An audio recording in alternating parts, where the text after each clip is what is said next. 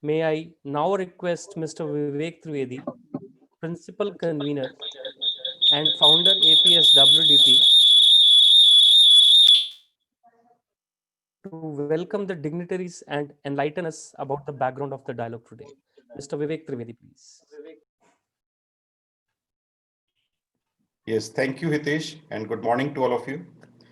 And I'm happy that this is another webinar which has come up after a successful series of UN 75 dialogue series. So, just with the program background, I just want to share that Association of Professional Social Workers and Development Practitioners is a professional association which has been conferred special consultative status with the United Nations Economic and Social Council and also affiliation with Department of Global Communications of United Nations. The background of planning the dialogue is based on the fact that COVID-19 pandemic has challenged us with the true ambiguity of human existence and true vulnerability of human life on one side, and on other side, it has made us realize the value of independence. The independence to move, to be with those we adore, to live in self-respect and safety for ourselves and for our loved ones. In pursuit of understanding the issues and challenges of COVID-19 pandemic has given rise to in 2020, and it is an opportunity to rethink and recreate the ways we live, we work, we celebrate, and we learn, which will eventually help us in building the future we want. Aligned to the SDG 3, Good Health and Well-being, and SDG 11, Sustainable Cities and Sustainable Communities, APSWDP have conceived a virtual dialogue today with the theme Learning in COVID-19 Era, Issues and Challenges. The aim of this virtual dialogue is to discuss the forced migration due to conflicts, manage change in VUCA world, and an access to humanity. The outcomes of the dialogue will enable all the participants and panelists to document their ideas and solutions for framing an inclusive world and the future we want. The key objective of this webinar are first, develop understanding on role of civil society organizations under the ambit of SDGs with a special focus on health and well-being. Second, to discuss various migration patterns evolving due to climate crisis, conflict, and pandemic. Third, to discuss the change and prepare yourself for a better future. And four, to initiate dialogue on building a community network to address issues of marginalized communities, prevention and preparedness for future.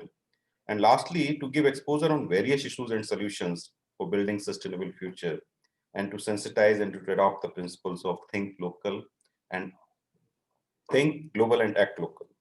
We feel privileged to witness the deliberation from our distinguished panelists, Dr. Sumit Arora, Ms. Rivti Chand, and Advocate Gautam Bharadwaj. So welcome to all of you, and over to Hitesh, please. Thank you very much, Vivek ji. Dot on time. So we'll start with the introduction of our distinguished panelists for the day today. And first, I'll start with the introduction of our first panelist, Dr. Sumit Arora. So, Dr. Sumit Arora is a sociologist and a development expert with more than 13 years of experience in government and social sector. He has worked with various agencies of national and international repute. His areas of expertise includes youth and gender studies, environment and climate change issues, behavior change management, etc. Besides development sector, he is also an academician and owes a doctoral degree in sociology, the research study of which was conducted on 300 people living with HIV/AIDS. He has also published few research papers in national and international journals. In the year 2015, Dr. Arora was honored with Climate Leader Award by Vice President Al Gore, and since that time, he has imparted seminars in various schools and colleges in and around Chandigarh. So, welcome, Dr. Sumit Arora.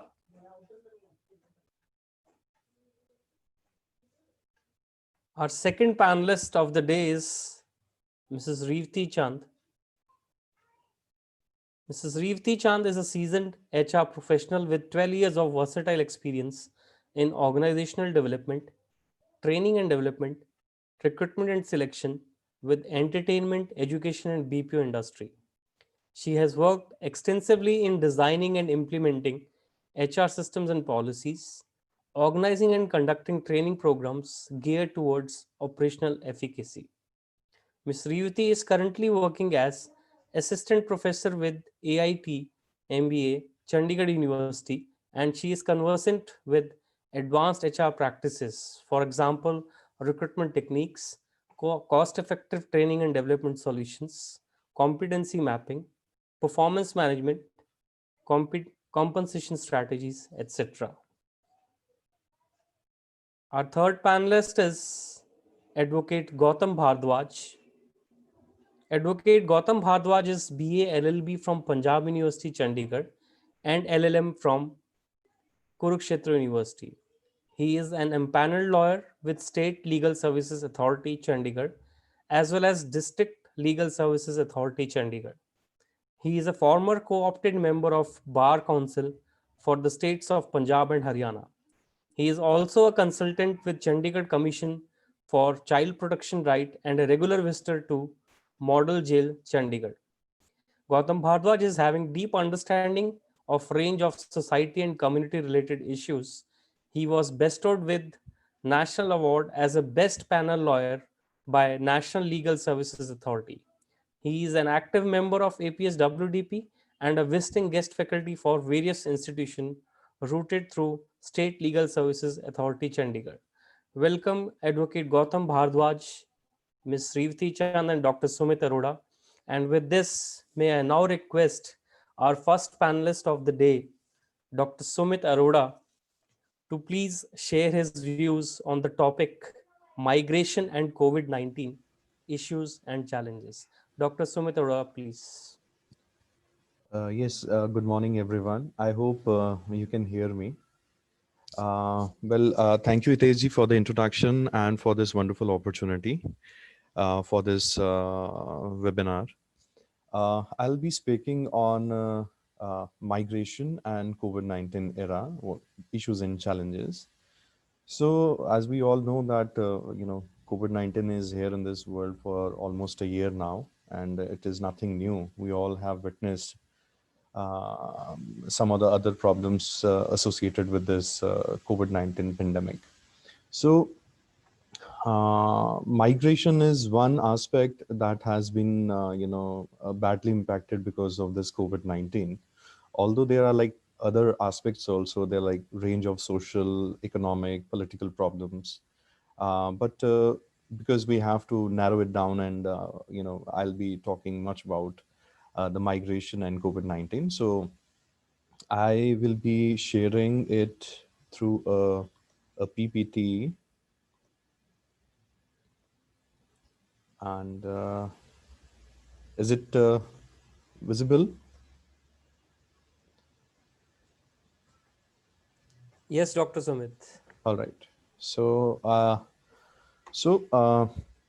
before I move ahead, I will just like to talk that migration is basically, I mean, it's not a new concept. Migration is as old as the history of mankind. People, they've been migrating from one place to another due to several reasons. And if you see the past history, you can read about the migration trend as well. So let us first of all understand what is migration, because without understanding migration, we cannot jump onto this topic of migration and COVID-19. So people, they move from one place to another in search of work or shelter. We call them migrants. And migration involves the movement of people from one place to another with intentions of settling permanently or temporarily at a new location or at a new geographical region. And it is the third factor for changes in the population, the other being birth rate and death rate. As compared to the birth rate and death rate, migration affects the size of population very differently. So there are range of reasons why people, they migrate. So job is first. We all migrated from one place to another in search of jobs. If we see our own history, we were born in a different area and now we are working in a different area. So job is one of the most primordial factor for migration. Poverty is another factor. We have social and religious causes due to which people they migrate. There are political causes. There are conflicts or war zones, environmental factors, high standard of living, their family influences, and better healthcare. So these are a few reasons why people they migrate. So if we see the overall scenario of the migration, and as given by the World Economic Forum, that there are estimated 272 million international migrants, comprising 3.5% of the world population. So while most people leave their home countries for work, millions have been driven away due to conflict, violence, and issues like climate change. Now, for instance, if we see that conflict in countries, like we have Syria, Yemen, Central African region, we have Congo, we have Sudan, and there are other problems also that's related to this Rohingya in Bangladesh. So this has led to displacement of millions of people. There are a range of issues, as I've mentioned. So we have refugees, asylum seekers, and internally displaced people. And although they make a very, a small portion of the total number of migrants in the world, in climate change, weather-related hazards have been driven many people from their homes, particularly in Mozambique, the Philippines, China, India, and the United States. So let us see the present trend of migration in India. So it is, according to the census of 2011, almost 482 million workers in India, they are migrants. And out of these 482 million workers in India, about 194 millions are permanent and semi-permanent migrant workers. So in addition, there are about 15 million short-term migrant workers of temporary and circulatory nature. So at the state level, in-migration rates are higher in high-income states such as Delhi, Goa, Haryana, Punjab, Maharashtra, Gujarat, and Karnataka.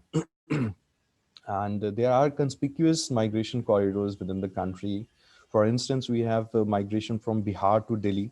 We have Bihar to Haryana in Punjab, Uttar Pradesh to Maharashtra, Odisha to Gujarat, Odisha to Andhra Pradesh, and Rajasthan to Gujarat. There are like, uh, you know, pull factors and push factors for the migration. We all have heard about this. And among the migrant workers, about 30% of them are working as casual workers, and therefore they are quite vulnerable to the vagaries of the labor markets and lack of social protection. So what impact COVID-19 has given on migration? This is quite crucial to understand that tens of millions of migrant workers, they faced unemployment and poverty due to COVID-19 pandemic. And while many migrant workers, particularly women, are doing essential jobs for their host societies, such as healthcare, many other have lost jobs or work informally these days. So as containment measures eased, millions of migrant workers they returned to the areas where labor markets were already under strain from high level of unemployment and business disruptions. So government of India has declared a COVID-19 emergency as a national disaster and imposed a complete nationwide lockdown to contain the spread of this outbreak and suspended transportation facilities and all other economic activities and services. I need not to remind that Janta curfew was imposed from 22nd of March 2020. And since then, for next 2 to 3 months, we were in the lockdown. So this has brought a lot of turmoils in the life of millions who were primarily involved in the informal sector. So they lost their livelihood overnight and got stranded in different pockets. And as speculated by International Labor Organization, India is likely to face the job crisis because of the COVID-19 and subsequent lockdown, and migrant workers and workers in informal sector are likely to be badly hit. So we all have witnessed it. Uh, People who are working in the informal sector are the one who have been affected the most because of this lockdown situation, and different businesses they have been impacted a lot. But when we talk about migration, migration is one factor that the city is dependent on, because without having migrants with us, the city cannot survive. So it is quite crucial to understand. So India is a leading country of origin of international migrants as well, with about 17 million immigrants, according to the latest estimates released by the United Nations. So COVID-19 has brought into sharp focus the international migrants from India, and the major migration corridors India shares is with countries like the United States of America, Spain, Italy, France, the United Kingdom, and Germany, etc. The government of India had rescued many migrants from these affected countries prior to the lockdown in India. For instance, there were like a lot of Indian youth, particularly the North Indian youth. They were stranded in Gulf countries, in you know because they were not having jobs, they were falling short of the cashes also. So over and above was the factor because it was the hotbed for the coronavirus. So many of them, they wanted to return back to their country because they were not having adequate money left with them. So the lockdown imposed in many of the Gulf countries had dramatically slowed down their economies. This loss have not only affected the workers, but it has also affected their economies. Many of the international migrants they returned after the lockdown was lifted either due to joblessness or to prevent such agonies to happen in future. So we'll now try to understand what are the initiatives that were taken by the government of India, during this time. So the government of India and the state governments, along with the non-governmental organization, also known as civil society organizations, they took various steps to mitigate the effect of lockdown on the vulnerable groups, including that of migrant workers. So these included providing shelter, relief camps, and provision of food, healthcare, and other basic necessities. However, the fear of loss of livelihood sparked into the marks exodus of the millions of these migrant laborers in some part of the country who started on a long journey barefoot with their families in the absence of any transportation facilities back to their native places. It was also because of the lack of proper guidance to implement the strategies pose, which pose several challenges in front of the state governments in form of lack of preparedness, readiness, in line with the orders given by the central government. So majority of the states have devised their own strategies and took substantial measures to protect the lives and rights of migrants during this time. And there were like a lot of challenges that government has also faced. Challenges to provide food and basic amenities at the camps, shelters by maintaining better hygiene and sanitation. For instance, providing them with the facility of, soap, water, toilet, waste management, etc. And to provide the basic income support to migrants and the left behind families who are not even registered to the social schemes and dependent on the daily wage for the survival, and to provide basic healthcare and preventive kits like masks, sanitizer, hand gloves, etc. So to quickly appraise the condition and do the screening of the possibly infected person and quarantine them separately was the a big challenge that government has faced.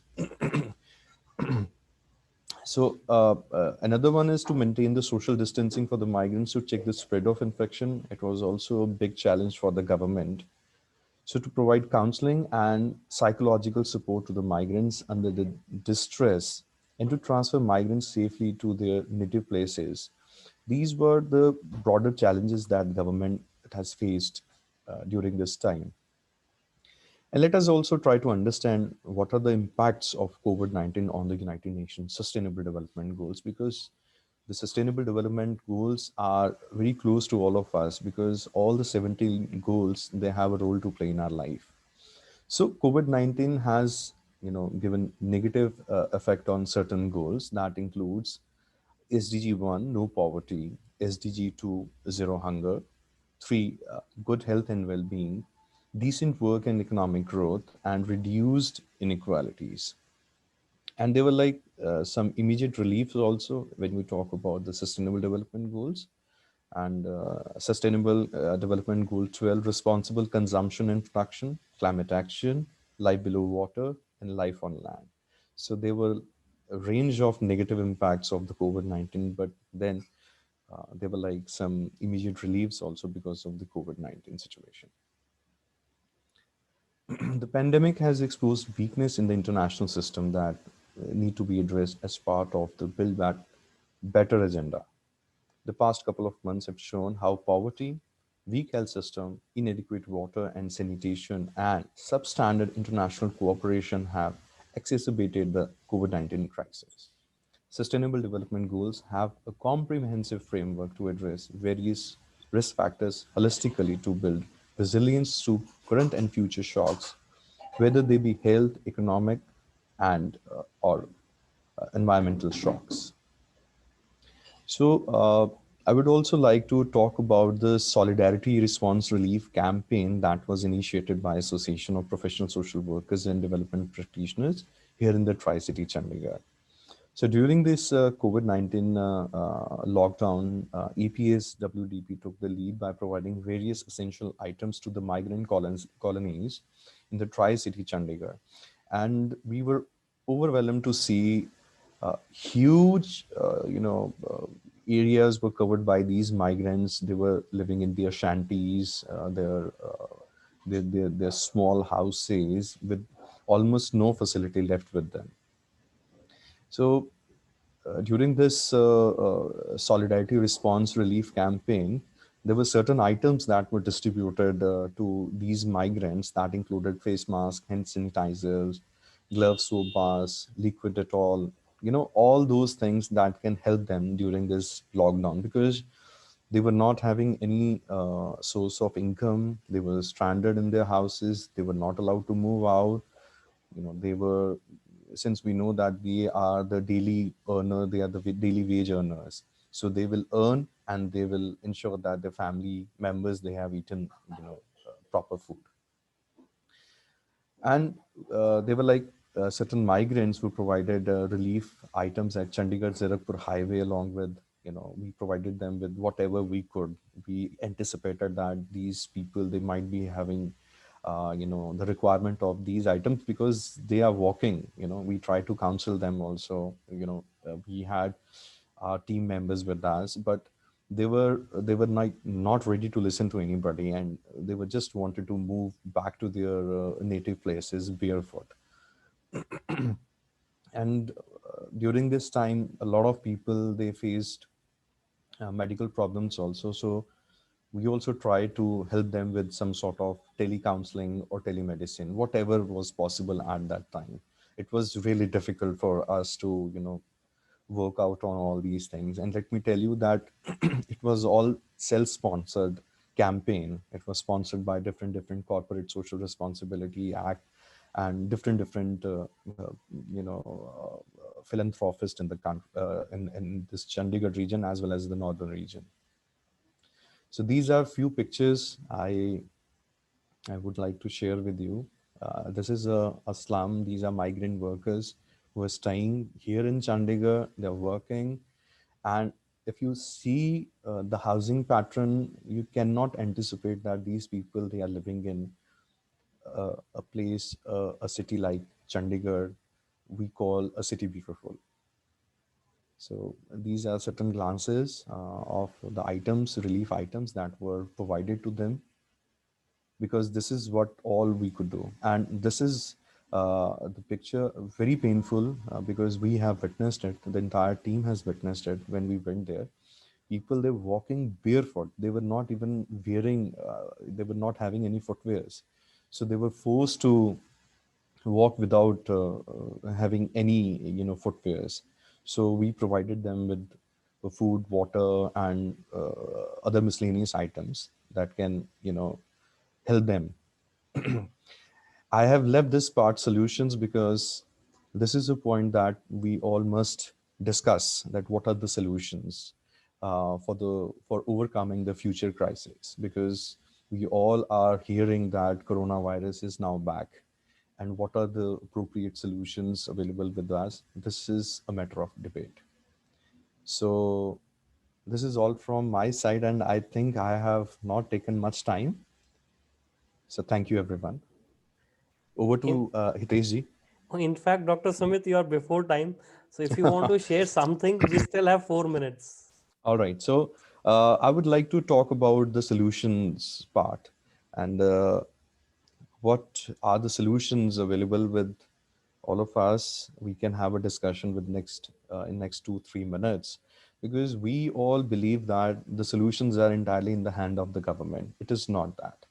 Government has their own limitation. They cannot cross the boundaries. They have a lot of problems, because I personally comes from the government sector, and I believe that it is quite difficult for the government to handle an entire crisis by themselves.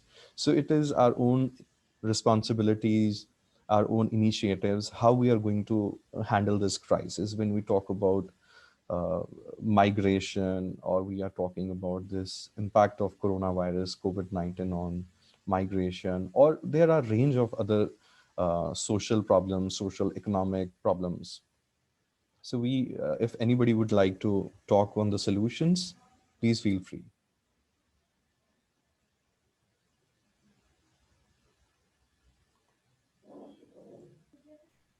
So thank you very much, Dr. Sumit, and it is always a pleasure to listen to your dialogues. We have been a witness to listen to your dialogues in the past also, and the way you have aligned those impacts of COVID-19, where it has given a negative or a positive impact, along with the SDGs that you have aligned.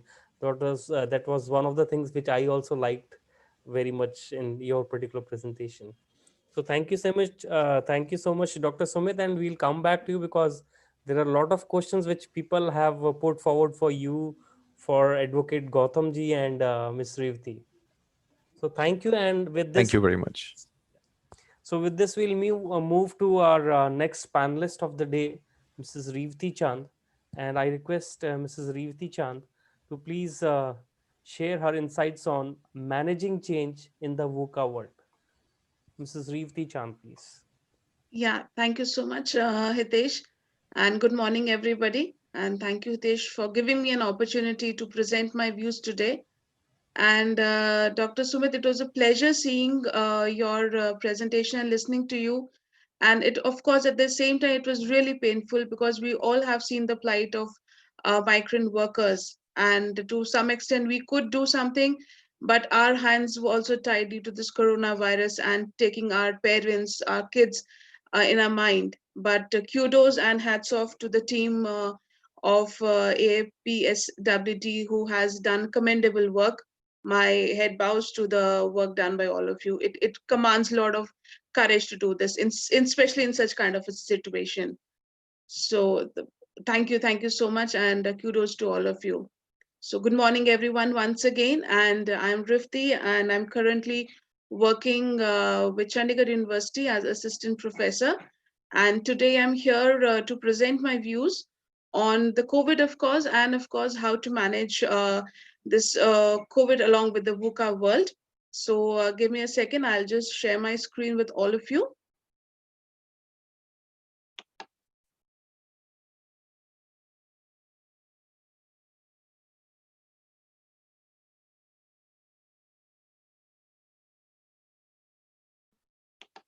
Give me a second.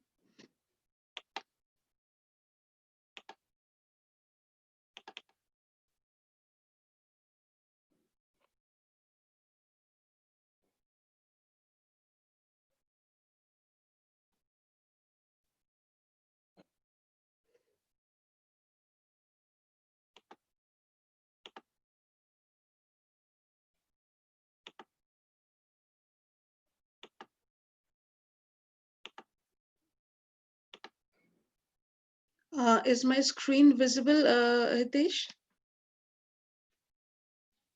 Yes, it is visible. Can you please run it in slideshow? Yeah, I'll do that. I'll do that.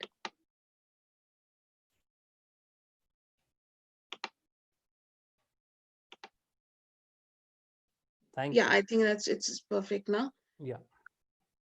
Okay, so what are we? What is this VUCA world that we are talking about?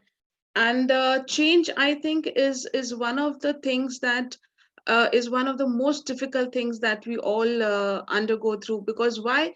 Because we have to come out of our comfort zone. So let's first understand. Let's have an outlook of what this VUCA is, and then I'll go towards the COVID part as well. Now, if you see this VUCA word over here, VUCA, which talks about volatility, uncertainty, complexity, and ambiguity. Now, let me give you a little background of this. This term VUCA was coined by the U.S. military in the 1990s to describe the geopolitical conditions following the Cold War, and now it has been embraced by all the leaders in all sectors of society to describe the nature of the world, to describe what the world is ahead to, and in which they operate. They operate in the world of accelerating rate of change, that is volatility, a lack of predictability, that is uncertainty, and the interconnectedness of cause and effect forces that amounts for complexity, and the strong potential for misreads, that is ambiguity. Now we are no longer living in a fast changing world. We are in fact living we are moving from a world of problems to a world of dilemma. We are rather in an environment which is volatile. The environment, the world wants to react quickly, wants us in fact to react quickly to the ongoing changes which are very unpredictable, very unexpected, and they are not, the situations are not in our control, but the environment, the world expects us to do that. The environment requires us to take action without any certainty, without having any confidence in what to do, where we have to go. And it is a complex, it is a dynamic environment, and wherein the environment is very unfamiliar. That's outside the expertise of our expertise. So what do we do now? If we are faced with all these challenges, if we are faced with all these uncertainties, where does one go?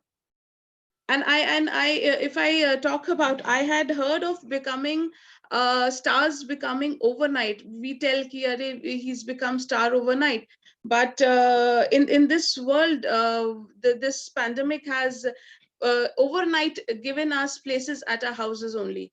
We are confined in our houses. Masks have been our new identity now.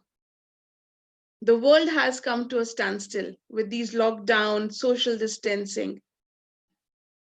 So where do we, what does one do with so much of uncertainty? How are we going to tackle this?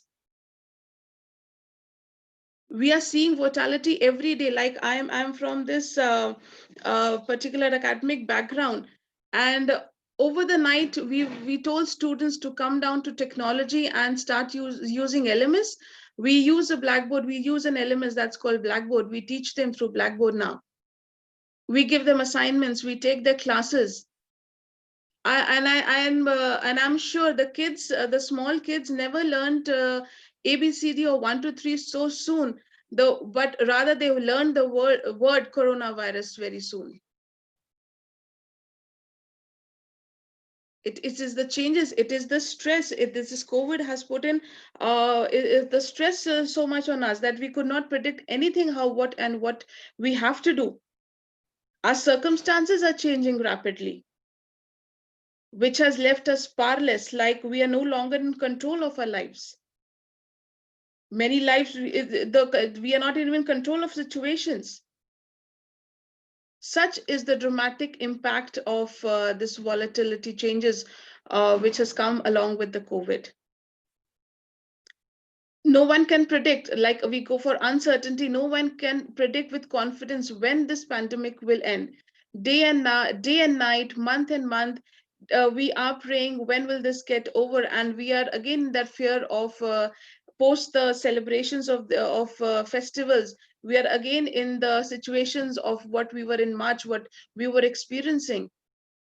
I remember when I was small, my parents were in Punjab, and that time there's a lot of disturbance in Punjab due to the war and all. And they used to tell us, when there's a rocket going, when there was war, we used to go down into the bunkers and hide, and all the lights used to get switched off.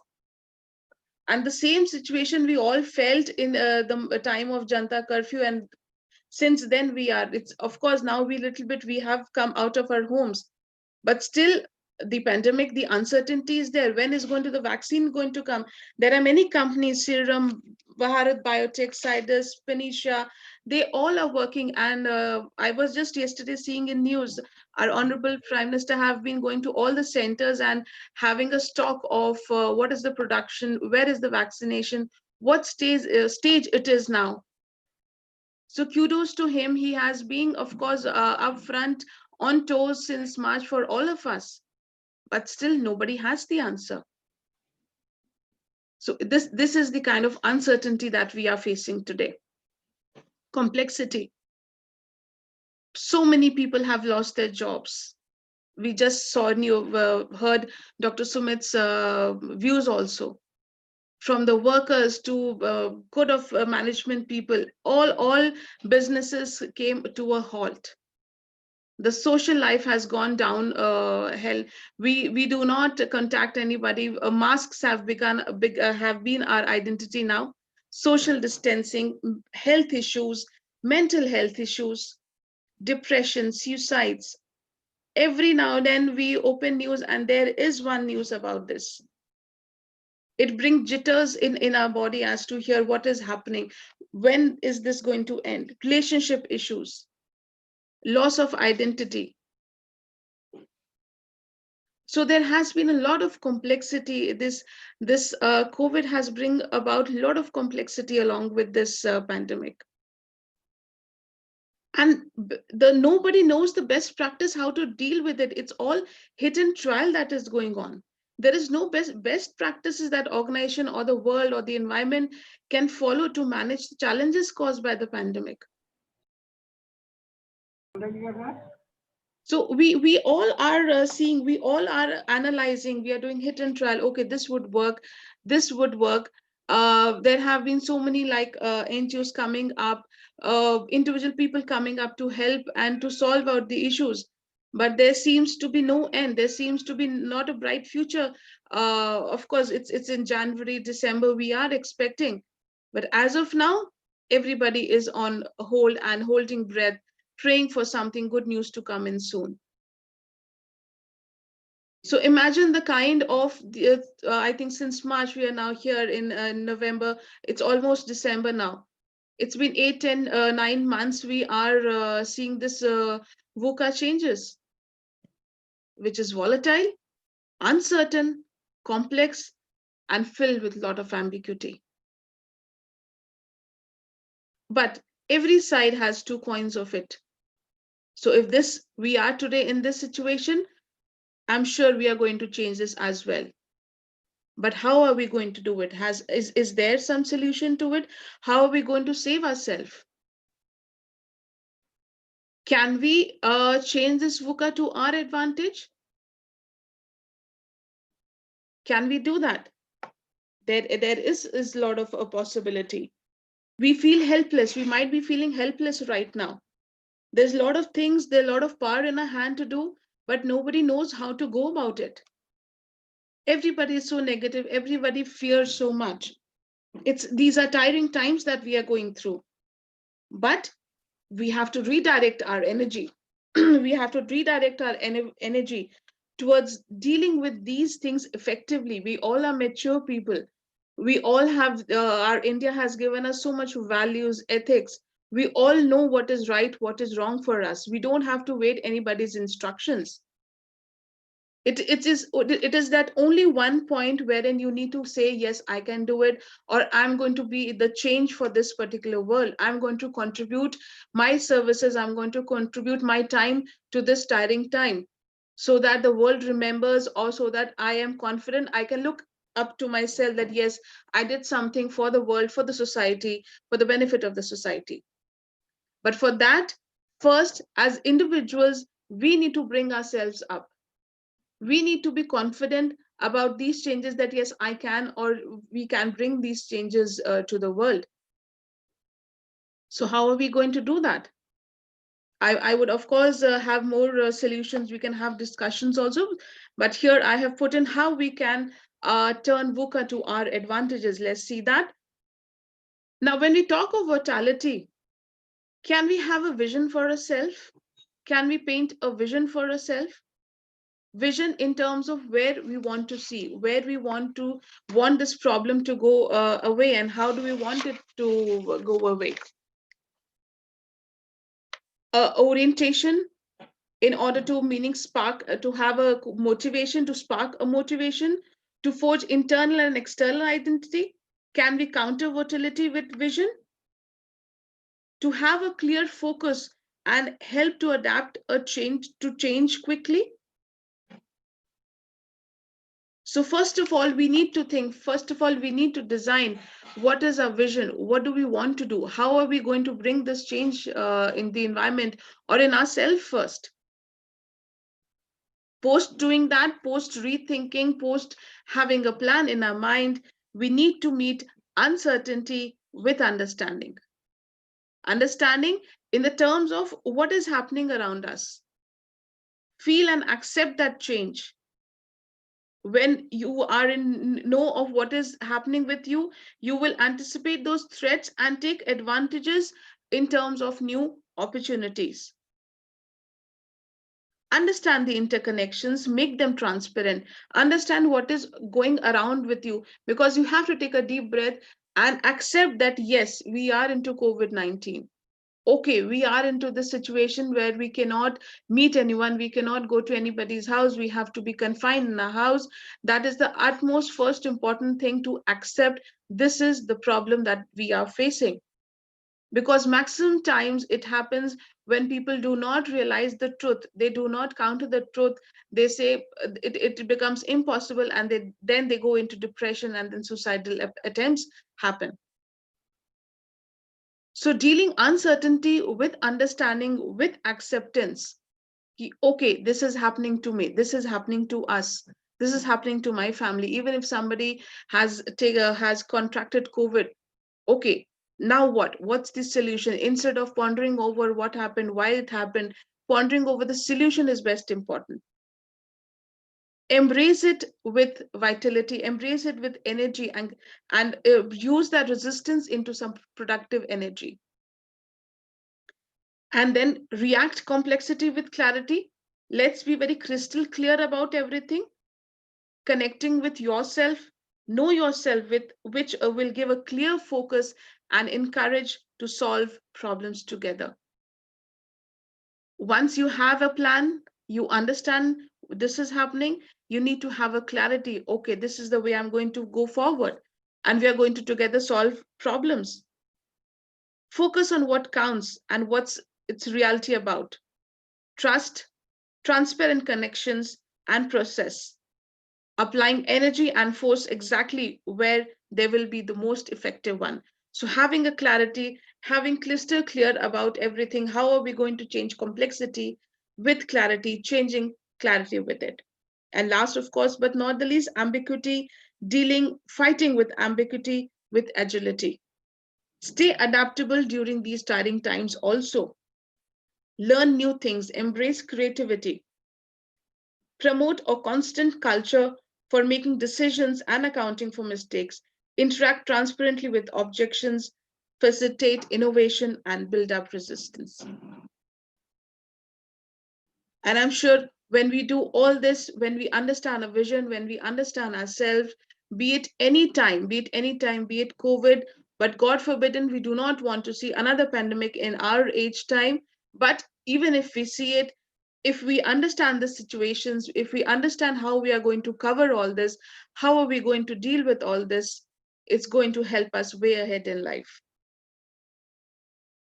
So I think that's all from my side over here. But of course, we can have an open discussions about the more solutions of how to changing this VUCA world into our advantage itself. So thank you so much to listening to me, and over to you, Hitesh. So thank you so much. And in fact, I would say every panelist of the day today is completing the program at least 4 minutes before the scheduled time. Okay. So that, So great. that again is good. Reason being, when you complete it before time, also then also you have some buffer time if you want to share something extra. True. I agree. I agree. I So totally agree to do you you. want to utilize your buffer time, or should we go to Advocate Gautam Bhardwaj? Yeah, you can go to him also, but then again, it's like endless. This topic is endless when it's actually very, I mean to say, it's very touching, it's very emotional, the kind of conditions we all are going around. And I think, Hitesh, this situation has not only physically affected us, I think it has most mentally affected a lot of us, mentally affected a lot to everyone in this world. Nobody wants to live alone. Nobody wants to stay confined to their places. So I would suggest to all the participants listening, to the panel members also, be open. Talk the number of things you want to talk. Talk to each other. Do not think if it is right or wrong. I even tell my students, talk it out. Studies are, yes, important, but your mental strength, your mental agility is utmost important. If you're fine at heart, if you're strong by mind, you can face any situations.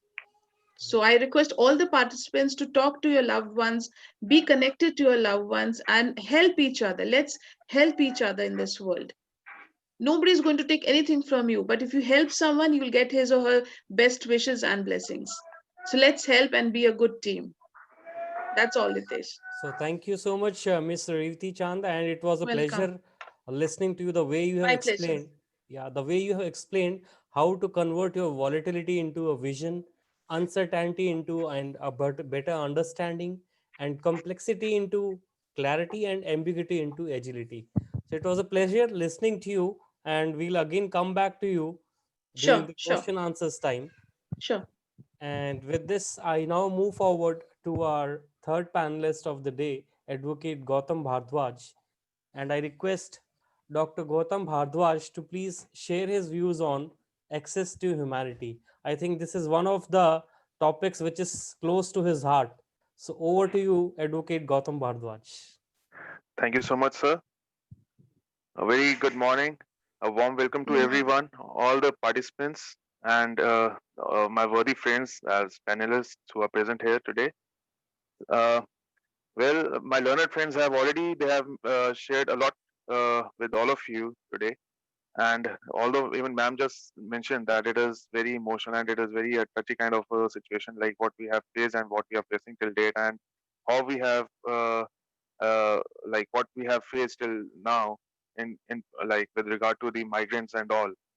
Uh, I'm a panel by like I'm a panel lawyer with the Legal Services Authority and even the member with the APS WDP.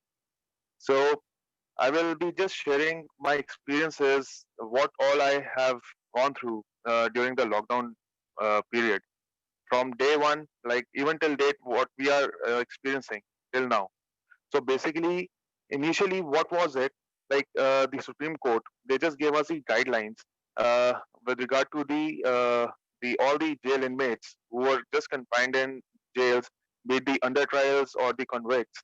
So because all the jails they have a lot many, like it is all jam packed kind like that place is it is full of convicts and the under trials, and in one barrack if you say there are almost around 80 to 100 persons who stay in one barrack.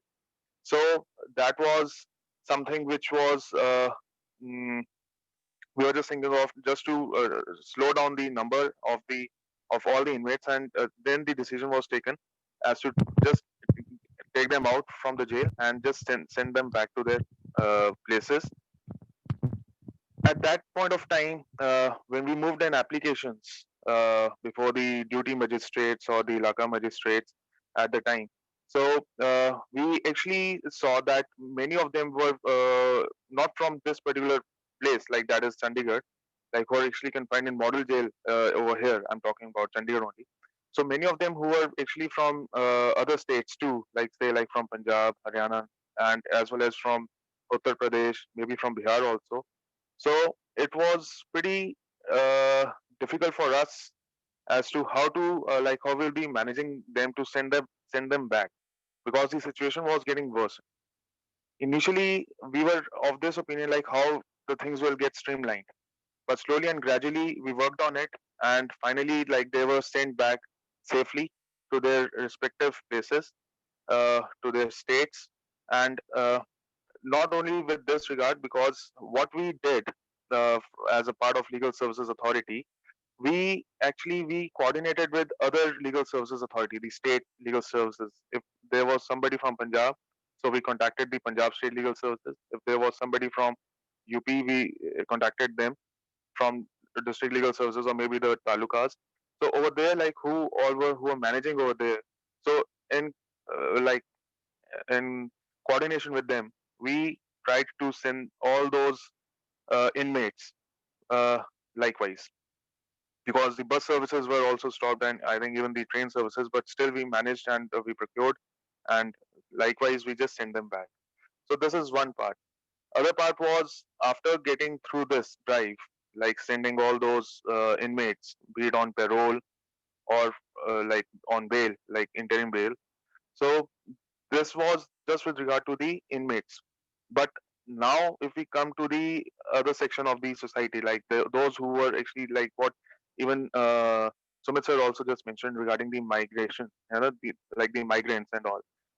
Many of them who are here working as a like as a domestic helps and all in that manner, and other laborers also, unorganized sector laborers, you know. So they were literally they were facing a lot many issues. First was actually obviously like being a poor person. They were in need of money. They were in need of food. They were in need of clothes. So we conducted surveys in various parts of Chandigarh, like the villages as well as the colonies where they have been putting up, the small flats where they are putting up, where they are residing. Because not only to that only part, in every family there were almost around, like if husband and wife are there, so they have almost around 7 to 8 kids, they have their own children almost, and almost or maybe 9 or 10 also, like, and they're just living in one set of room. That is it. We visited their places, we went inside their places, and we just saw in what conditions they have been living, what situations they were facing. And the kids were not adults, the like some of them were like just infants, newborns, and their maximum age was almost for say like from around to 5 to 10 maybe, not going to schools. And they were just facing such uh, issues. And uh, as a part of Legal Services Authority, our job was to monitor and to in coordination with all the other various departments, be it the food department, the ration, and the social welfare department, because they have all their policies. And likewise, and in fact, the municipal corporation, the MC, we actually in coordination, like, and in association with the MC, we literally worked a lot at, like, in all the areas. There were persons like who are from Jammu and Kashmir. There were Kashmiris also, the persons who were from Himachal.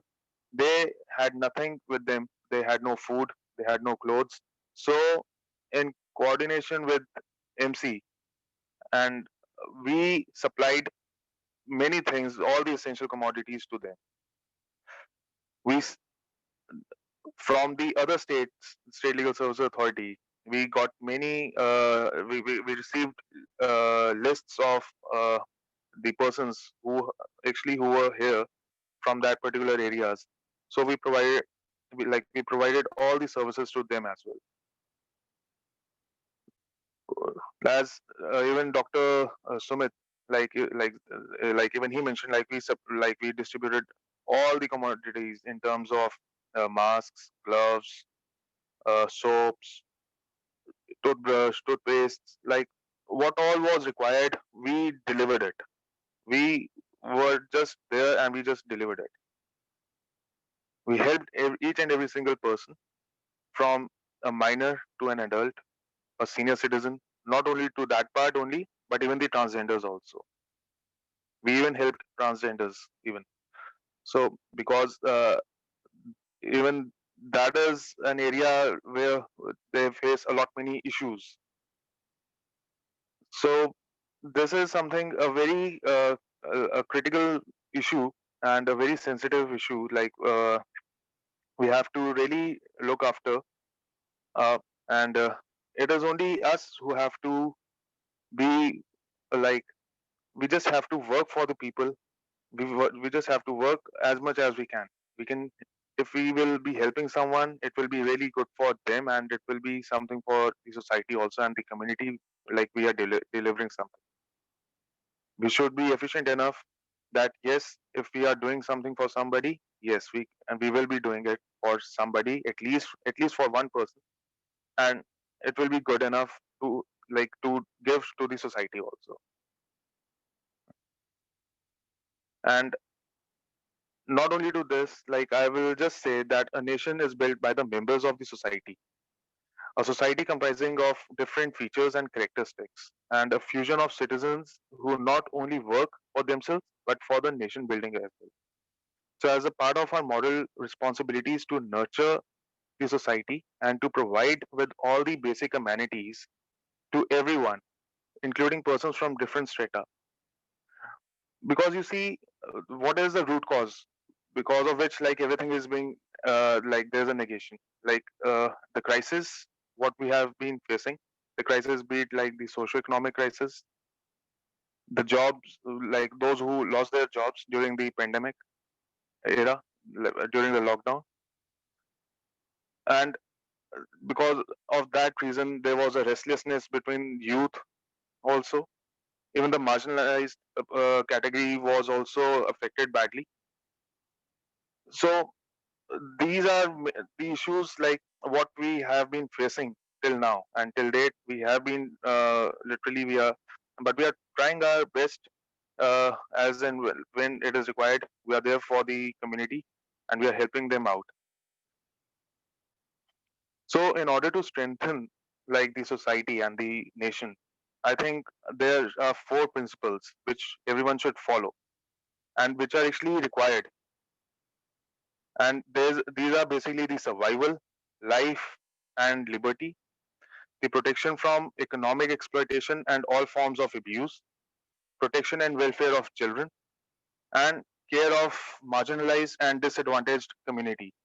So these are the four principles. What I believe that these principles should be taken care of, and likewise, everything should be followed according. And if we really analyze all such kind of things, if we have to streamline and do each and every single thing in a proper manner, I believe that at least all those departments, the concerned departments, the stakeholders, right, who are actually from the frontline service like providers, like the supervisors, or be it the program managers and the senior policy makers, if all of if all of them like they come together and they make some good policy, so it will be really helpful for the society and as well as for the nation building. And if we, each and every single person who comes forward just to help out and to provide their services for the community, it will be really good and it will be on a very healthy note.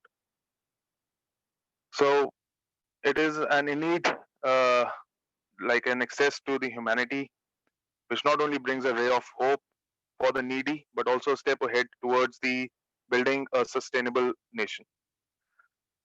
So this is my view, like what all we have done till so far during from the lockdown period till now we have been doing.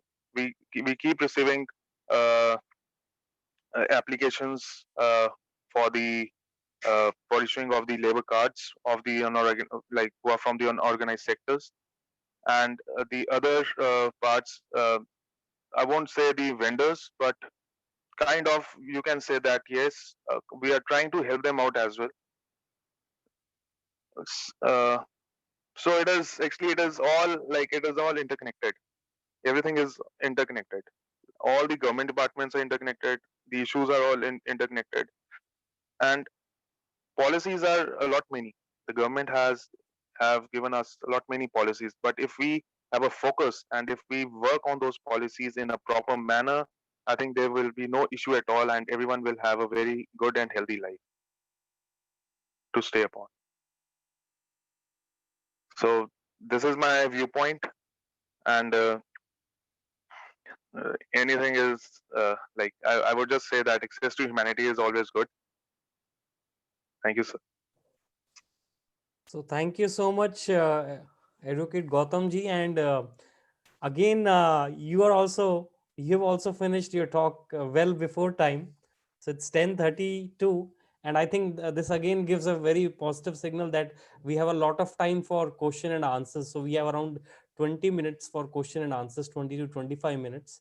And first, I'll take two questions from the chat window. Although Miss Neeta has posted the first question, and then the second question is by Parneet Sindhu. So I'll first Parneet Sidhu. So I'll first take the question from Parneet Sidhu first, and then I'll go to Miss Neeta, and after that we'll take the questions which has been posted by other participants during the registration process. So Parneet Sidhu, I am reading the second part of your question, which says, it is interesting that you engaged in more frontline work and outreach work, but post you observing multiple people living together in small spaces. How was social distancing concept explained to such communities, and did you face any challenges while doing so? So, with your consent, Parneet ji, I'll put this question to Dr. Sumit Arora. As Dr. Sumit and Gautam ji, they both have worked in the field too much during this pandemic. So, I'll put this question to Dr. Sumit Arora, please. Thank you, Hitesh ji. Gautam ji, would you like to start? No, sir. You start off, sir. All right, all right. So, Yes, sir. it is always difficult to work under any kind of stressful situation. We all must understand this, first of all. And the motive behind such kind of forum is to bring out the solutions, not to raise the problems or not to raise the some sort of circumstances that hinders your the way that you think. So the total of 87 days that we have worked in the field was really very difficult. We were working as a civil society organization, but as we all have witnessed that there were like restriction on the movement. We could not move out. And I myself was harassed at one point of time when I was moving and I was not allowed to move out. Although I was having a very legal pass with me, I showed my pass to one of the deputy superintendent of police in Chandigarh. And he was very rude with me and he said, you just park your car and I'll see what I have to do with you. I was shocked. I was actually shocked with the behavior because I'm reading the comments of Ms. Parneet and Ms. Neeta Ganguly. And I guess if the people who are working, for the humanitarian causes, if they are facing the problems, what about rest of the people? And it was really a shock. And my friend and Mr. Vivek, he came and we both had a discussion with that deputy superintendent of police. And at the later stage, almost after 15 to 20 minutes of bearing that harassment from the police, we were allowed to move out. So this is the kind of situation that we are working in. So it is always difficult to work. with the government, under the political regime that do not support you, all the time. So I don't have much to say, but I have just one thing to say, that cast your vote, cautiously, because your vote matters a lot. And think before you do it, because once a while you have made this voting, people, they tend to forget that this is the democracy, government of the people, for the people, and by the people. So we are left hell-bent with our own personal solutions. We have to find the solutions. Where there are problems, there are solutions. This is from my side.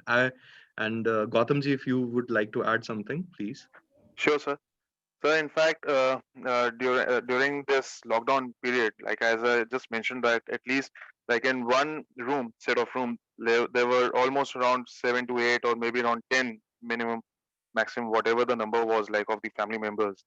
So we just tried to counsel them in terms of uh, how to maintain distance. Uh, Although it is quite obvious that living in one set of room, it won't be possible. But at least like they were told that whenever they are going out, but not to any shop, because all shops were closed, or even if those shops which were open at the time of lockdown, at least only one person should go out, and that too with face covered, and to look after the kids also, and to take proper care of them, and not to send anybody. So this is how we tried to counsel them in that proper manner. And not to that extent, at least like whenever we went to all such kind of places, like the police, like even they were there with us, and they were just helping us out to tell everybody how to maintain distance and how to keep themselves secured in that manner. Few of them, I think we missed one thing, but I would like to share with every one of you present here. Like those, even I'm talking about the ladies. Like even to them, we distributed all those sanitary napkins also, as and when it was required. And many of them, like who were actually expecting, like who were actually on a family way. So even medical assistance was provided to them as well. The senior citizens who were there, like even to them also we provided medicines. So in that manner, we just kept doing what we could do for them.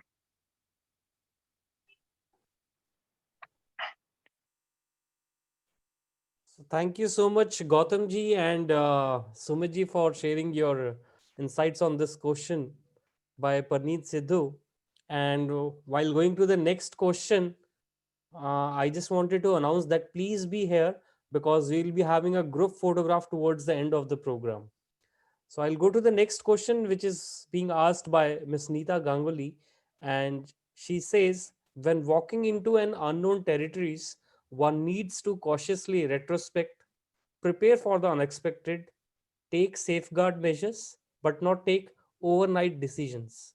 All are not Spartans. So your comments, Dr. Sumit Arora, on this. This question is specifically for you, Dr. Sumit Arora.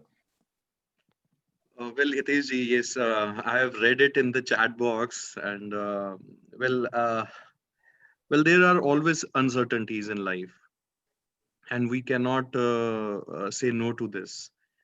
Anything can happen tragically anytime, but it's our own conscious state of mind that that can protect us from bearing any kind of problem in life ahead. So uncertainties will remain as they were. Nothing is going to change much, but it is only the way we think uh, is what the solution is. How we can protect ourselves, our families, and adhering to the guidelines of the government. These are the probable solutions left with us, because we, as an individual, we don't want to restrict our movement. We want to live freely, and we want to do whatever we feel is right. And this is the main cause of the problems. if we can adhere to the norms, if we can understand the present circumstances, if we can, hinder our movement. Say, for example, we are, born in a democratic country like India. What if we were born in a country like a Congo, or any country, I mean, Afghanistan or Iraq or somewhere? So we are blessed with the freedom. We have all sorts of freedom, but it is only with the present prevailing circumstances that we have to think wisely how to protect ourselves and our loved ones. Uncertainties will remain as they were. Nothing is going to change much. It is only the way we think. Thank you. This is from my side. Hitesh ji. Thank you, Dr. Sumit. And I'll the move to the next question, which is being asked by Umanath Bajpai, and this question is for Mrs. Revati Chand.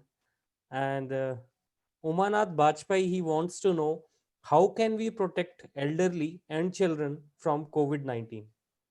Mrs. Revati Chand, please. Yeah, thank you, Hitesh. Thank you so much for the question, Mr. Umanath. Wonderful question and very apt to the topic that we have. See, to talk about, first I will talk about the elders. I think the taking care of the kids and the elders will go in same to same. Why? Because the immunity levels are not that high at this time, and this virus would be directly affecting with people those who have low immunity. But taking that aspect in mind, first of all, we need to touch with the topic of elders, because elders are in the habit of social connection. Retired people, elders, they cannot live without social connectivity. We young people, we have a lot of means, our social OTT platforms to engage ourselves, but the elders do not have, they are not interested in such platforms. So taking care of elders, first of all, I would say connect with the elders, connect with them, tell them that we are there for wherever you are placed. If you have elders over there, uh, keep a note, stick a note on there, maybe on the door, write your numbers, write you can help them in whatever way they want you to help. Shop errands for them, keep the vegetables or cook food for them. Tell them in advance that you'll cook food for them. So, and of course, when you cook food and keep them at the doorstep, put in the napkins, tissues, utensils, so that they do not have to go wash and clean their messy things at place. Shop some medicines for them, ask them for medicines. I'm sure they would, elders would not be in the habit of using a lot of smartphones. Make WhatsApp groups of their friends. If we can, keeping the social distancing in mind, go to them, talk to them, make WhatsApp group of their friends, wherein they can do meditation, they can do a prayer together in the evening. Because these elderly, they go out in the evenings to mandirs and all puja places. They want to spend time, they want to have that peace of mind, that connection with the God. So let us be their helpers, the angels, wherein we can do that for them. So what you can do is you can make their WhatsApp group, know their friends. You can teach them how to make a video call to their family members. I am basically, my schooling has been at Jamshedpur, and during this time, on Facebook, there was I'm connected to my colony that I used to live in. There are many children that are outside of in foreign. They're studying there, working there, and their parents are individual parents, mother, father. They are stuck at their homes at Jamshedpur. So what the community of Jamshedpur, the ex schools that we did was, we created a group. We got in touch with through Facebook to their daughters, to their sons. We took their house numbers and their phone numbers of their parents, and we got in touch with them at the place, because of course we cannot expect them to come down from foreign and help them. So we took through Facebook, we got their numbers, and then we connected them in that particular city, and we asked them, uncle, auntie, what do you want, we'll deliver it your at your doorstep. So be that connecting force, be that connecting force. Tell them, give them that importance of healthy eating. Of course, they of course know, provide them with foods, and most importantly, give them the number nearest, the hospital number nearest to their place. If suppose they are attached with COVID and all, or God forbid they get attached, dial the emergency number, connect the emergency number on their phone numbers, and tell them how to use that emergency numbers. So the elderly should have all the phone numbers related to the hospital nearest to them, the COVID hospitals, wherein they can directly get in touch. So about elders, it is all about connection, because they're adults, they can do themselves. But when we come to kids, again, it is connection I would talk, because kids are more prone to keeping quiet. They do not know, they cannot express their feelings right now. The elders can do that, but the kids cannot. So for kids, coming to the kids, I would say talk to them, engage them in daily activities. They cannot go to parks. We are not taking them into parks. What do? Have physical exercises with them, switch on some song or YouTube or the cartoons, dance with them, sing with them, snuggle in the quilts. Now it's winter, snuggle in the quilts with them and read stories to them. Let's not stress them with studies. Oh, you have a lot of time, chalo, let's study. Studies will happen, schools will open 6 months, 1 year down the line, everything will come back to the place. Let's not force them with studies right now. Let's build them up in good human beings. Talk to them about the situation, what is happening around. Let's be very open to them. Let's understand what's going on in their mind. It's very important. Kids don't know how to express, they suppress their feelings. So talk to the kids. You can have dance sessions, you can have singing sessions, you can read them Ramayana, Mahabharata, tell them the stories. I have been reading Gita with my daughter. I have been doing that. Where do we get time? When schools will open, you will not have time. You will have the time just to finish the syllabus, take them to dance classes and all, go here and there. This is the time. Let's teach values and ethics to us kids now. Tell them stories about Gita, Mahabharata, Ramayana, the importance of what used to happen back at our place. Connect them with the family, Dada, Dadi, Nana, everyone. So, and develop a good routine. Do not fall short of a routine. Whatever their routine was, develop that routine, good, healthy habits, and of course, build immunity, of course, for elders as well as for kids. So that's all from my side, Hitesh. Thank you. Thank you. And before I take the next question from Mr. Dinesh Kumar, I request all of you to give your 2 minutes in between before the end of the program to give your feedback about the program, because the link has already been posted in the chat window by Mr. Rajiv Chaudhary. So you can give your feedback whenever you have 1 or 2 minutes during the question answers or during the concluding remarks time. So the next question is a very basic question by Mr. Dinesh Kumar, but this basic question again needs to be addressed. And I'll request Advocate Gautam Bhardwaj to answer this question. Mr. Dinesh Kumar wants to know, in society we have seen people not maintaining social distance and not wearing mask. So what should we do for this? I have asked it to an advocate, so that doesn't mean the answer should be from a legal, you can say it. It is open to you how you want to answer. Well, sir, it is a good question again, though. Uh, well, it is. It depends on the people and individual itself, like how they have to secure themselves and how they have to keep them uh, healthy in that manner. It depends on us. If we are going out, like now the norms are like this. The government has created some norms, and they have actually asked us to wear masks at each and every single place wherever we go. So it really depends on us. And if you're not wearing them, you'll have to face a good uh, bash from the government itself. Like there are fines now, and in fact now even in Chandigarh also and in Punjab, they have hiked the fine. In Chandigarh, it was 500 earlier, and now it is 1,000 rupees as fine if nobody will be wearing a mask. And in Punjab, I think it is 2,000 now. So for that reason, I think if you have to secure your pocket, you really have to wear mask then for that reason. Right. And adding to what Mr. Dinesh has asked, Mr. Manbir Singh has also put a question.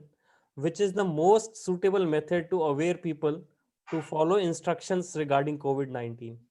Again, to Gautam Bhardwaj ji or Dr. Sumit Arora? We'll go to Advocate Gautam Bhardwaj first, and then we'll go to Dr. Sumit Arora. Which is the most suitable method to aware people to follow instructions regarding COVID-19?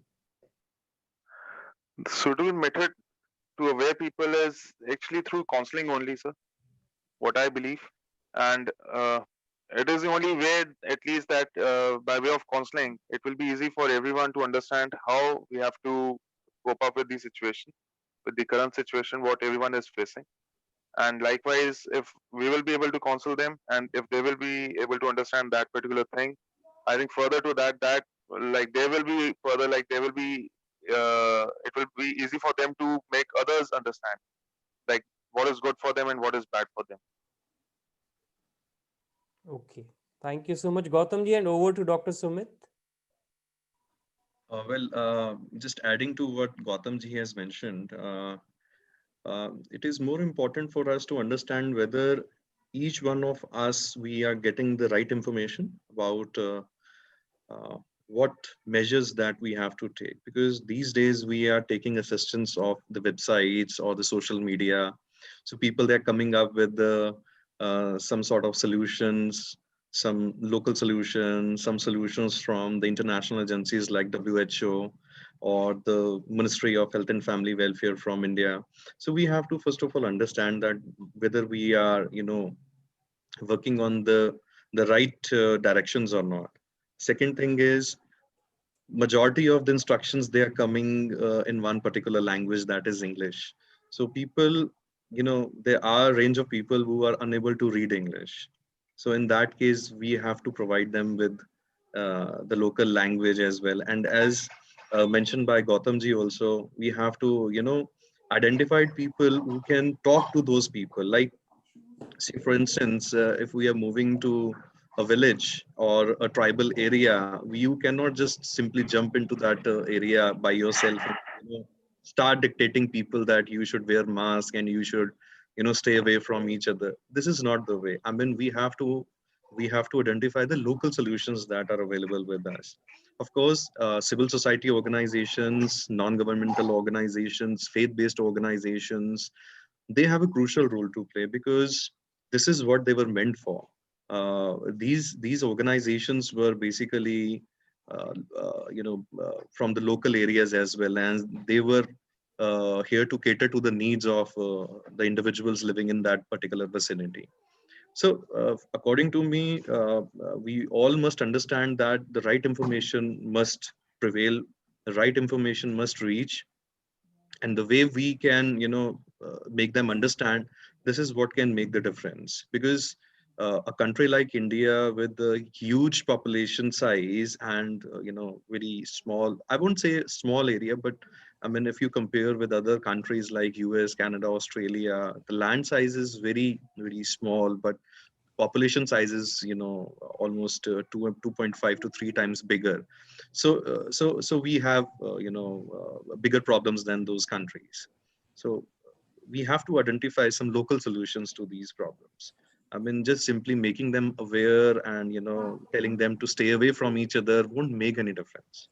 Second thing is that we are putting burden on the state, we are putting burden on the health system by not adhering to the guidelines. If we are not maintaining social distancing, we are at risk of contracting the infection. And ultimately what will happen, we have to reach to those health facilities and we are going to put extra burden on them. We have to wait in the long queues.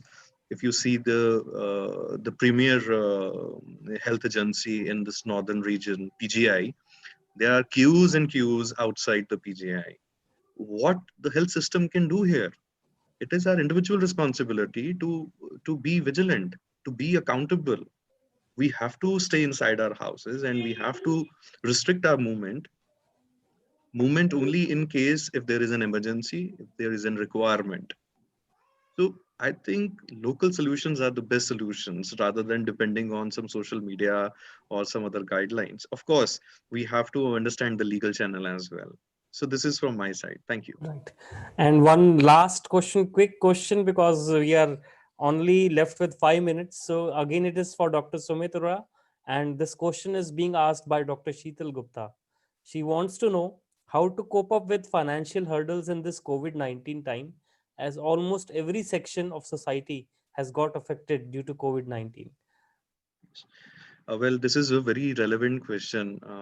You know, we all want to earn, and this is a basic prerequisite to run our lives, to run our families, and stay away from problems. But this time is quite crucial, this COVID-19 time, and we all have witnessed that during this time the salaries, they have reduced more than half of it, and there are people in the corporate sectors who are reduced as much as 20% of their actual salaries. And they have been impacted a lot. There are families who are for the single parenting, and if they don't have their earnings, they don't have their income source with them, so it is going to create a trouble. But this time is to invest in our health rather than to earn.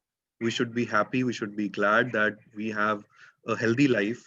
We have a we our health is at I mean at its best. We are not getting, or acquiring any kind of infection or something like that.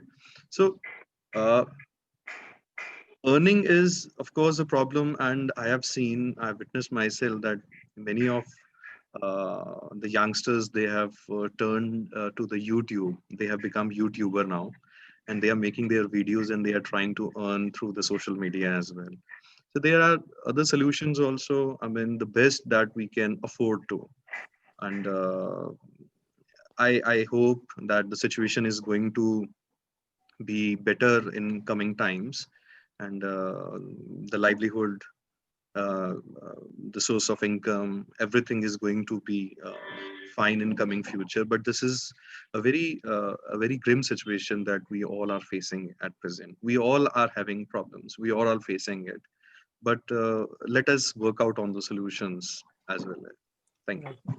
So thank you so much. A lot of questions are pouring in, and I'll take one last question from Miss Vandana Sinha, and that question would be for Mrs. Revati Chand, and I'll request Mrs. Revati Chand to answer it in 2 minutes, because we don't want to go much beyond the time.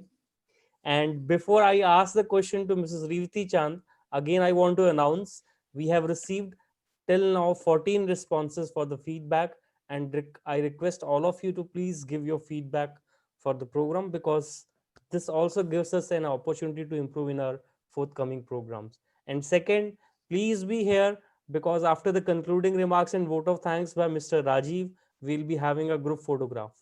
So the last question for the Yeah. day today is by Vandana Sinha, and she wants to know what should be done to help students to keep them optimistic and tension free, as in COVID they are continuously under pressure managing academics. I request Revati ji to please be very specific, and let's answer in 2 minutes. Yeah, thank you so much, Hitesh. Ma'am, thank you so much for the question.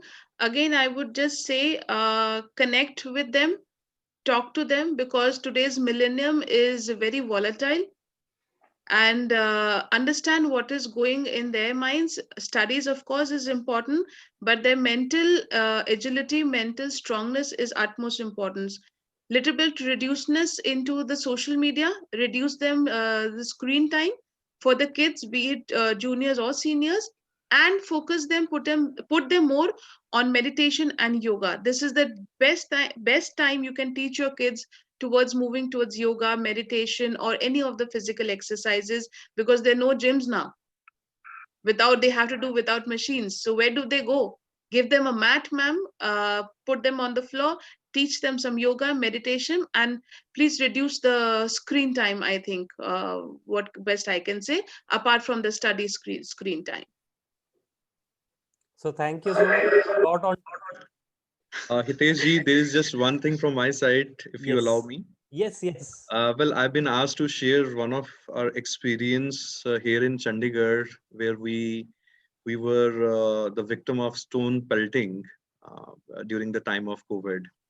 So we went to one of the sector here in Chandigarh, and for this, humanitarian relief campaign, and we were having a lot of articles with us at that time. So we went there and we had a discussion with the local people who were quite happy to see us with a lot of things in our hands. But very shortly, that particular area was, they were not ready to accept the fact that we are providing them all those expensive articles without taking the pradhan or the president of that area into confidence, because it is all I mean political channel, and we were in that area through our civil society organization. So we were not under any kind of bondage to go and meet the political leaders and ask them, request them, so they can allow us to enter their area. So we had a very bad time in that area when people, they started throwing stones at us. And we were astonished to see that, when we talk about COVID-19 situation, we talk that people, they are not getting adequate essential items at home, and people, they're coming to your doorstep to provide you with all those facilities, all those benefits, and that too absolutely free of cost. People, they're not ready to accept it. So when we talk about all these government and political channels, these are the hurdles when what we have witnessed during the time of COVID. So thank you.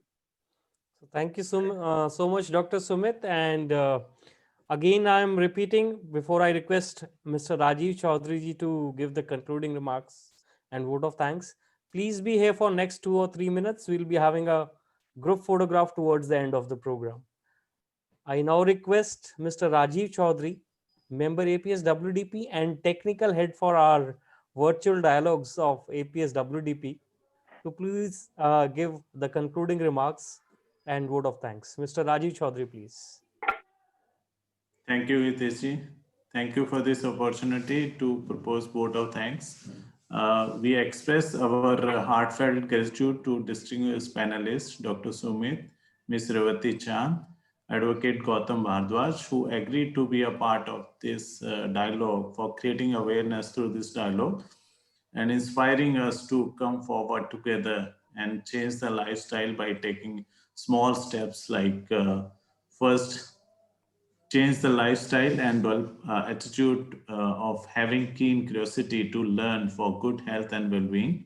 Second, sensitize and adopt a principle of think global and act local.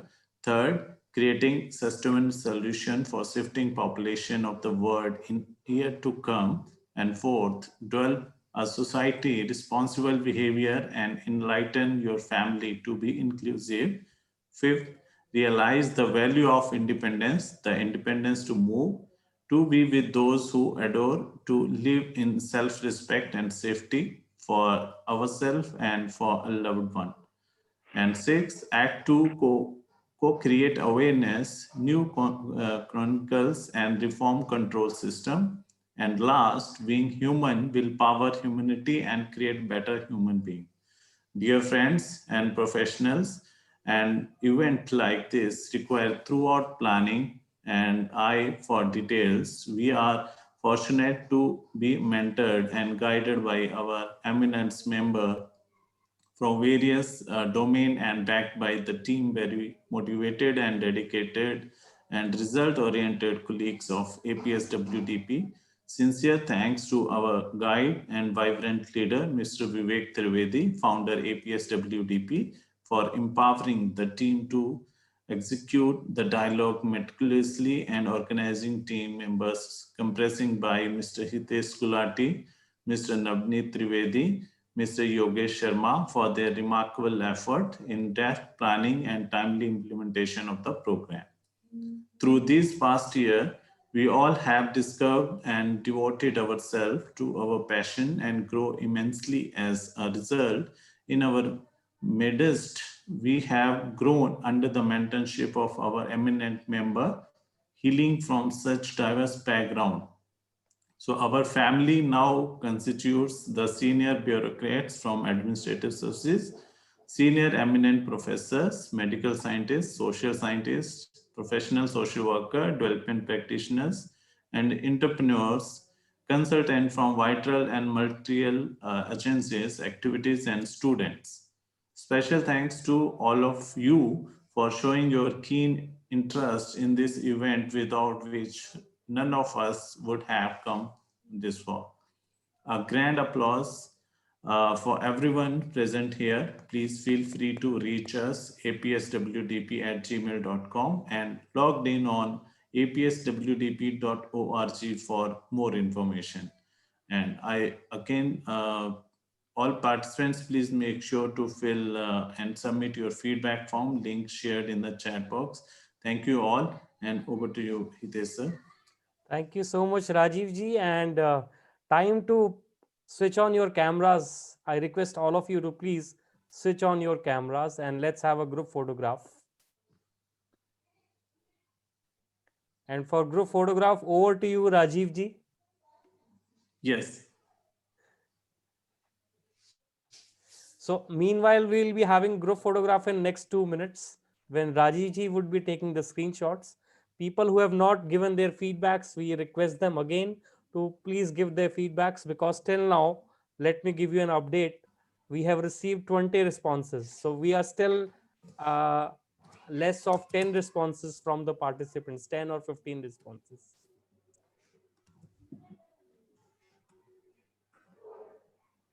I again request all to switch on your camera for 1 minute, please.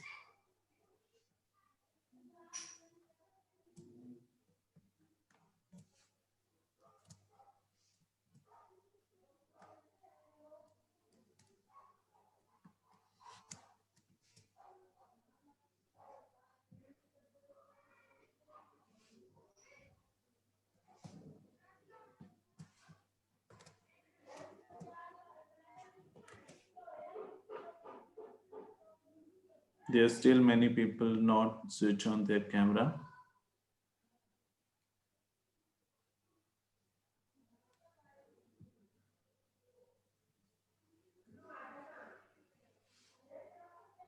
Okay, Mr. Pandey has raised hand.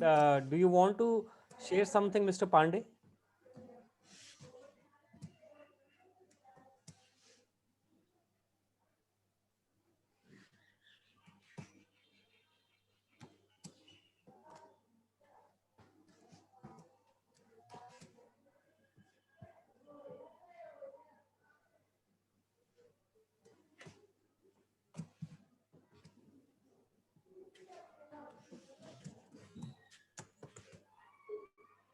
Yes, so we have done with our group photograph.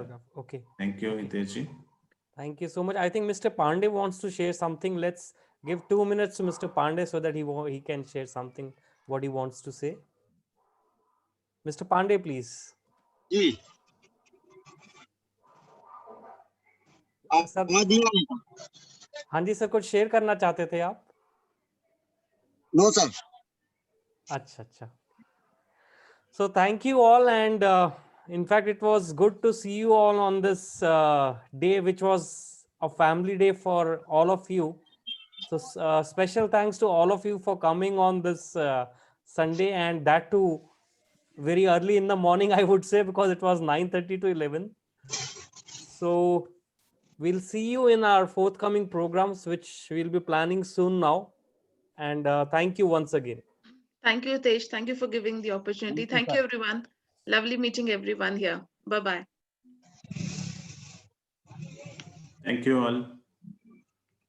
Thank you, Rajiv ji. Thank you so much.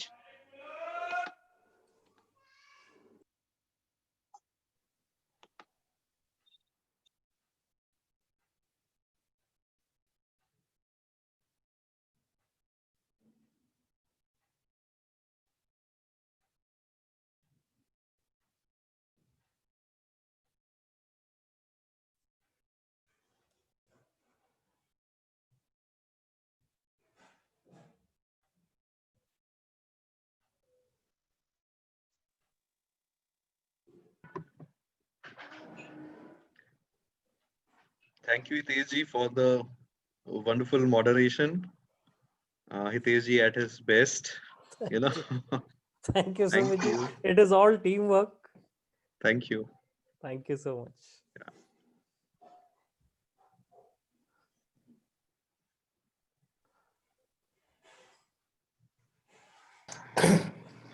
Hitesh ji, Yes, Vivek ji. thank you very much. And if you want to put in chat window, then we can announce for 3rd December, that is International Day for Persons with Disability.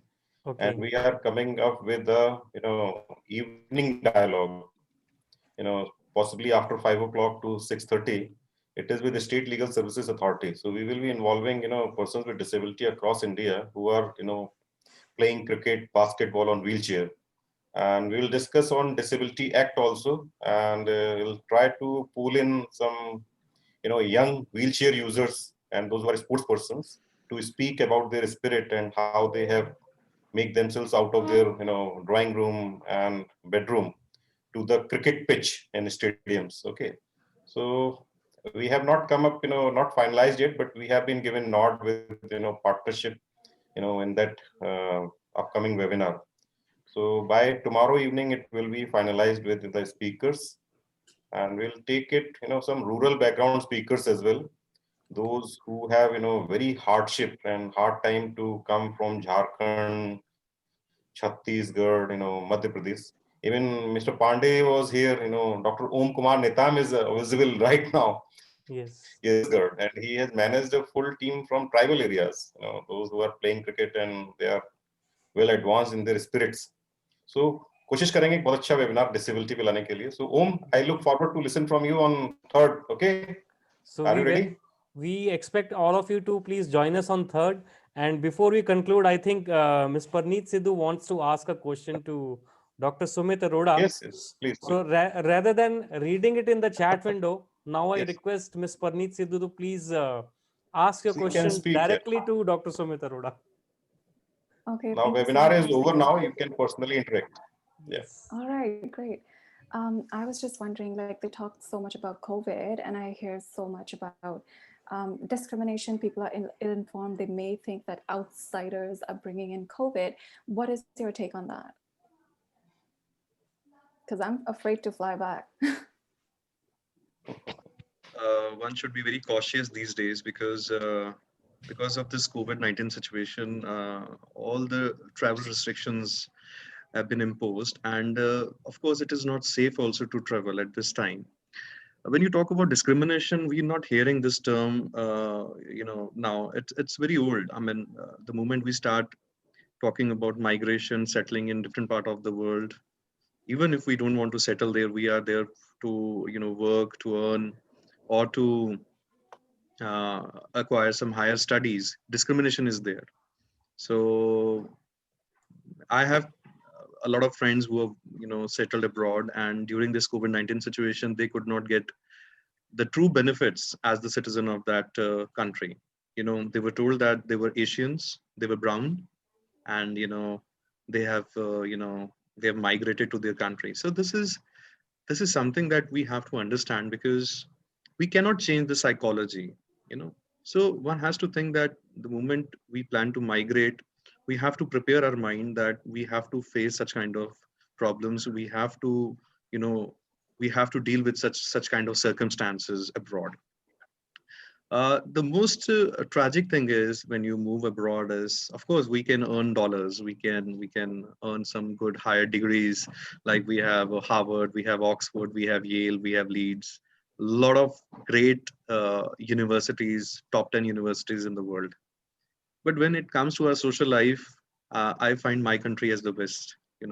Because I've been getting a lot of comments that, after doing your PhD, why don't you move to abroad? My friends who are simply graduate, they are settled in abroad. Few of them, they are in Canada, Australia, America. And I, after acquiring higher qualifications, I am still staying in India.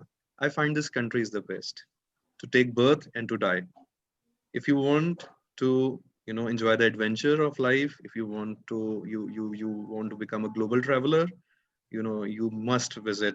They are beautiful countries, beautiful sceneries around the world. But when it comes to your stay, when it comes to your family, when it comes to your culture, your value system, I think nothing is best than this country.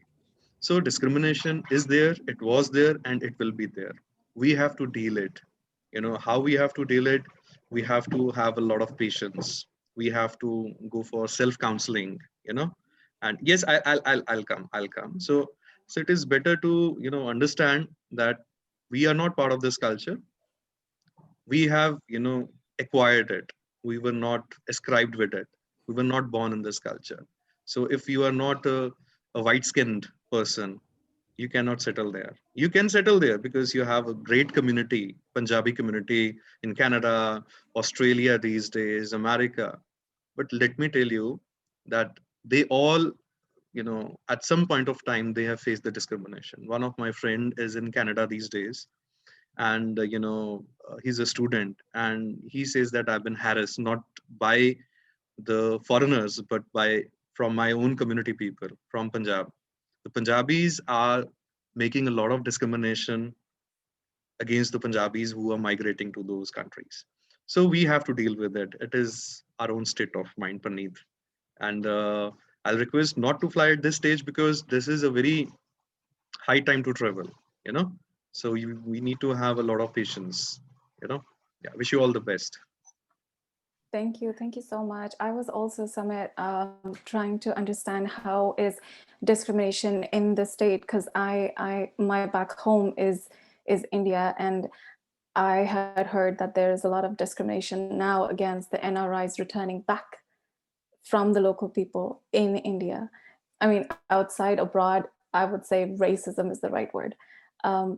But in the city itself, if I come back, I feel I would be more harassed than the local Indian. So thank you so much, Dr. Sumit and Ms. Parneet. And I think from learning from this particular dialogue, next time we'll try to keep it for 2 hours so that we get enough time to have an interaction. I hope Vivek ji, it is okay to have it for 2 hours Yeah. from now onward. And next time we try to go with 11:30 onwards, so that the participants who have registered for Sunday, Yes. and there's the too early and it's a weekend, so better give them a time to get ready and just to relax with the mind also, because everyone try to have some pile of work for Sunday morning.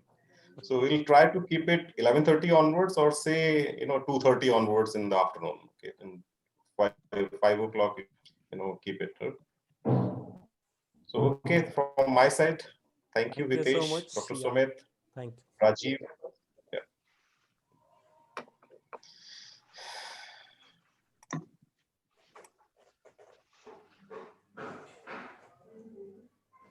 Thank you. Thank you again, and request remaining